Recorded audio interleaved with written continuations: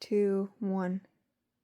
Today I'm going to show you how to assemble a Carruthers gang knife cartridge. Okay, so first order of business is to use cut gloves. Put your cut gloves on. Those knives are sharp. They will cut you. This is a plate that's used to assemble a gang knife cartridge on a bench. If you don't have a cleaning cart, it's got the dowels in it to securely hold the, and it's machined out to securely hold the inner gang knife plate on the bench, so it's reasonably secure. Okay, so first thing I do is I put the stripping finger bolts in, and this will help you assemble it a little quicker.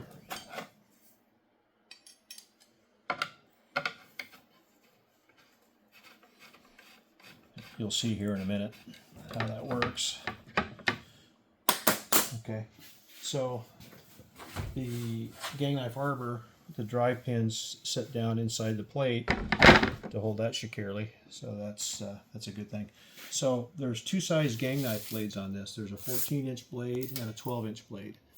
Okay, on each side of the gang knife are the 12-inch blades, and the only reason they're in there is they do not cut the product. All they do is keep the product moving through the gang knife. It just keeps product going through the gang knife. Otherwise, the product would hang up on the side plate, and then you have an issue with that.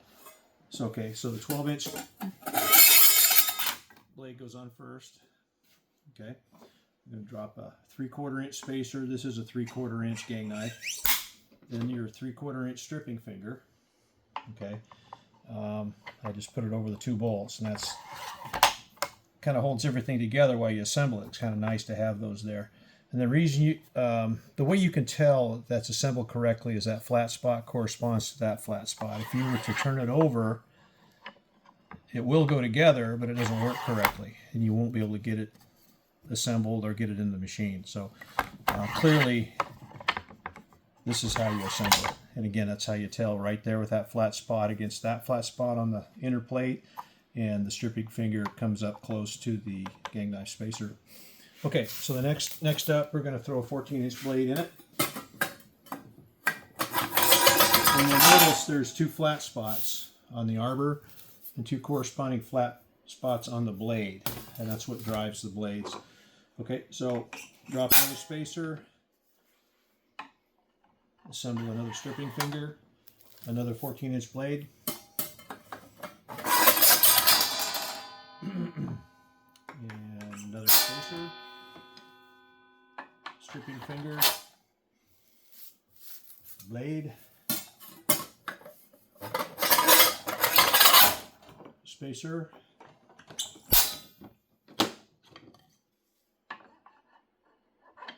stripping finger, 14-inch blade,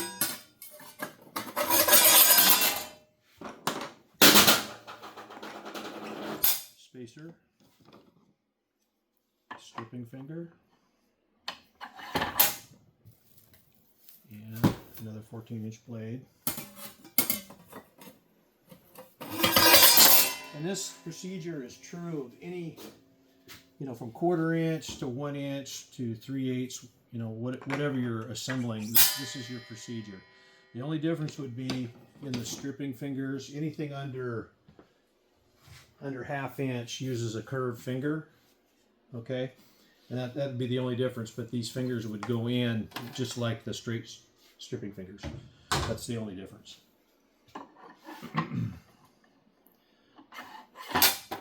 So there we go.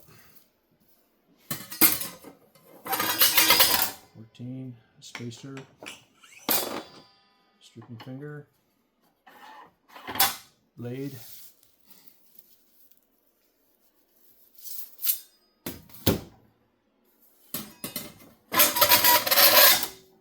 spacer, stripping finger, blade,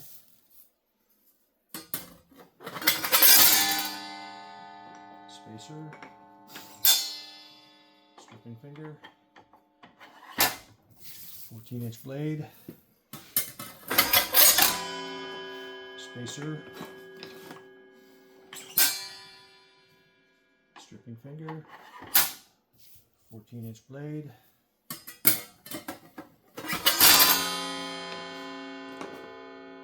Spacer. Stripping finger. 14-inch blade. Spacer. Stripping finger. 14-inch blade. Spacer.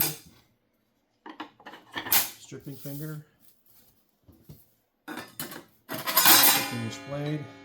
Spacer. Stripping finger. 14-inch blade. Spacer. Stripping finger.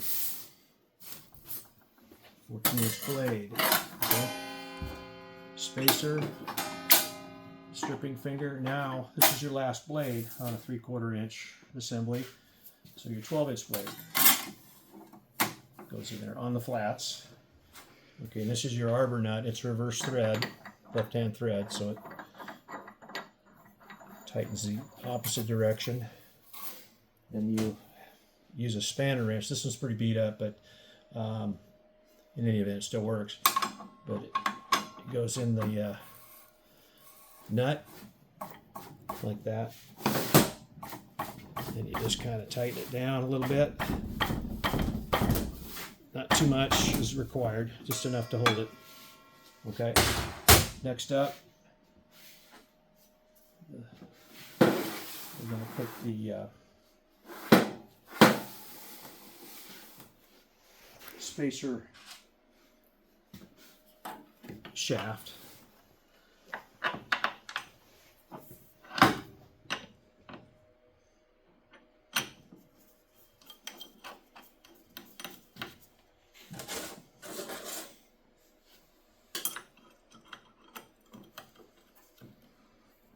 Now these bolts don't have to be tightened very tight, just snug. You're going into a plastic housing. You can swedge the plastic real easy. This machine doesn't vibrate or anything, so the bolts aren't going to come loose. So just snug them up. That's all you need to do. Okay. Next thing we're going to do is we're going to put the upper and lower gang knife guide blocks on. This is the upper guide block. It's got a handle on it. Okay, and if you look, if you don't really know where it goes, just look at the machine flat spot, see how it corresponds here. That's an easy way to tell. So what you do is kind of get the first one started at a bit of an angle and just start working it in there until you get all your blades started in the grooves, just like that. Lift it up a bit, slide it over into position, and stop. Rotate this over. Get your lower guide block in position, and it goes in like this. Okay, and it doesn't really have any flat spots to tell you, but this is the way it assembles. The angle goes towards the blade. So if you'll notice, this is machined out on this lower plate, and it gives you room to start that block in the blades. If you try it over here, you don't really have enough room to work. This gives you a little more room over here to work. So get that first one started. Sometimes what you got to do is you got to tip this up a little bit and just kind of play with it and you'll get it.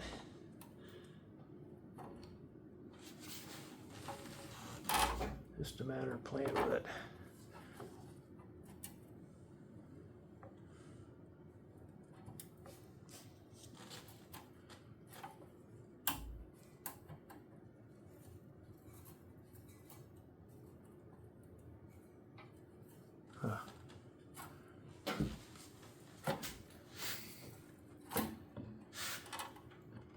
Sometimes it can be difficult.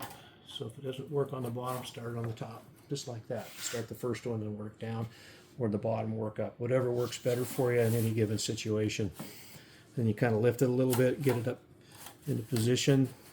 This is where, if you don't wear your cut gloves, you can slip and cut yourself. So just please wear these cut gloves. I can't emphasize that enough.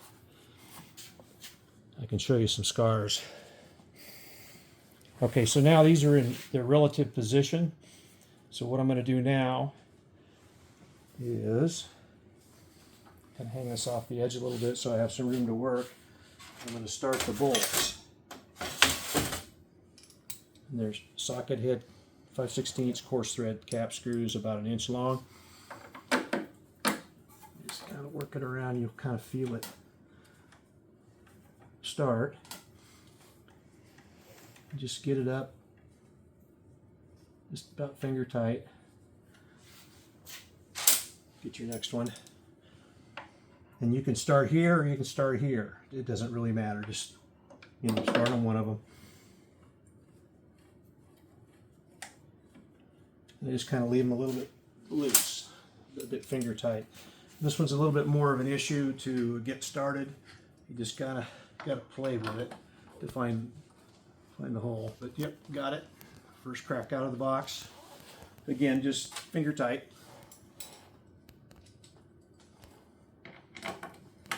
And there's 4, 1, 2, 3, 4 socket head cap screws. Again, just finger tight at this point. Okay, now we're going to put the outer gang knife guide plate on.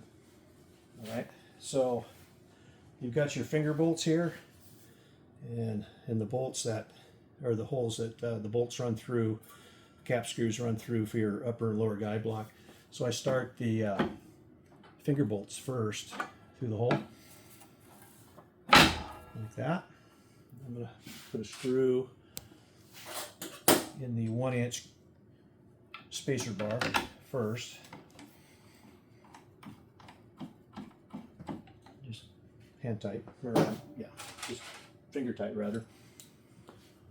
And then again, you can start here, doesn't matter, but I choose to start up here. Kind of move this into position, get your bolt started.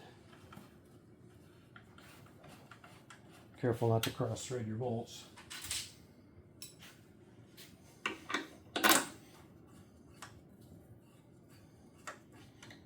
Finger tight. And then you start on your bottom one, or vice versa, whichever one you chose to start with in the beginning. Okay. Again, just kind of finger tight.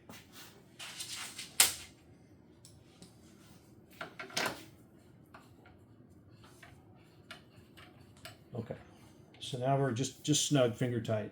So I go ahead and tighten up this one, spacer bolt, and I tighten my finger bolts, make sure they're good and tight, but not too tight. Again, you're working in plastic. Same way down here, verify that this spacer bar cap screw is tight, which it is. Okay, we're good. Okay, so if you look close here, in this area is where your crosscut knife goes through, your spiral knife goes through. You don't want these blocks sticking out, okay? You want them flush or slightly below flush with these inner and outer gang knife side plates. So that one's just slightly under flush. I'm good with that. Snug them. Not too tight, just snug them. We're good. And the bottom one here, about the same. I think it's sticking out just a little bit. Yeah, it is. So just grab a soft hammer, give it a tap, get it below surface. Just a light tap, that's all you need with a soft hammer. And then snug your bolts. Gotta find it first. There we go. Snug.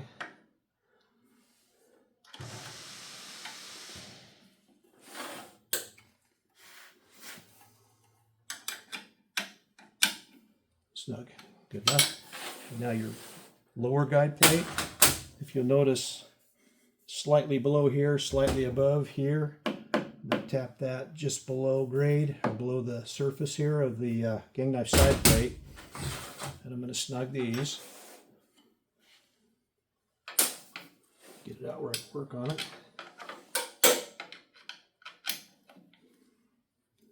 Good enough. Again, not too tight. You're working in plastic. You'll swedge the plastic if you go too tight on these.